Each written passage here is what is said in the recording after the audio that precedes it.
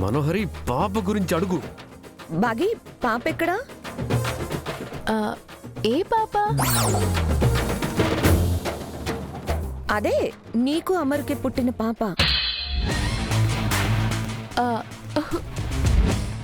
తను కేవలం నా పాప కాదు మనోహరి, తను నా కంటి పాప,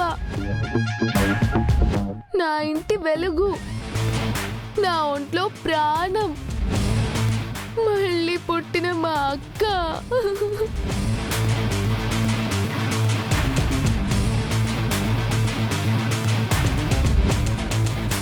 ఆ పాప కావాలని అమర్ అడుగుతున్నాడు. నా పాప ఆయనకెందుకు? ఎందుకంటుందేంటి? ఆ పాప తనకి మాత్రమే కాదు, నాకు కూతురే. నా కూతురు నా దగ్గరే ఉండాలి. మీకు 4 పిల్లలు ఉన్నారు కదా, మళ్ళీ 5వ పాప అవసరమా? నా కూతురు నాకు అవసరమే. నా కూతురు నాకు ఇంకా అవసరం. మర్యాదగా నా పాప నాకివ్వు. మీకు నేనక్కర్లేదు కానీ నా పాప కావాలా? అక్కర్లేదని వెళ్ళిపోయింది నువ్వు. అమర్ ఆగు ఒక నిమిషం. టాపిక్ ఏటో వెళ్ళిపోతుంది.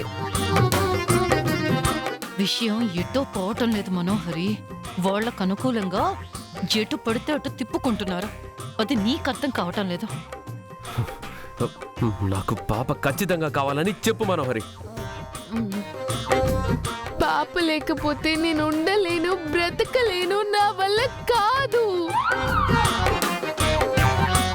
పాపే నా ప్రాణం, పాపే నా ప్రపంచం,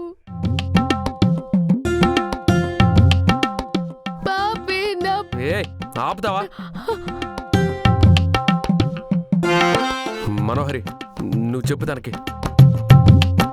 ఒక్క నిమిషం ఉండు అమర్. బాగి చెప్పు మనోహరి. నువ్వు గుళ్ళో నాకు ఒక మాట చెప్పావు కదా. నేనే చెప్పాను. అదే ఓ 10 రోజులు ఈ ఇంటికి వచ్చి ఉంటానని, పిల్లలతో స్పెండ్ చేస్తానని, మీ అక్క మెమరీస్ నెంబర్ వేసుకుంటాను అని, ఆ తర్వాత ఏ విషయమైనా ఆలోచిస్తాను అని చెప్పావు కదా.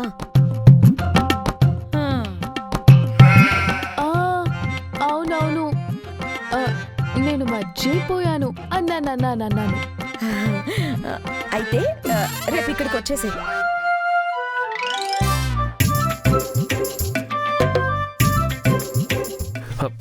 మనోహరి ఏం మాట్లాడుతున్నావు? తను ఇక్కడికి రావటం ఏంటి? నా బాబు గురించి అడుగు. ముందు తను కోరింది జరగనివ్వమర్, ఆ తర్వాత పాప గురించి మనం ఆలోచిద్దాం. అది కాదు మనోహరి, నా పాప గురించి అడుగు. పాప ఎక్కడికి పోదమ్మర్, వస్తుంది. బాగిని ముందు రానివ్వు. బాగి, రేపు నువ్వు వస్తున్నావు, ఓకేనా? కోప్పడరు కదా? సరే సరే, బాయ్ బాయ్ బాయ్ బాయ్.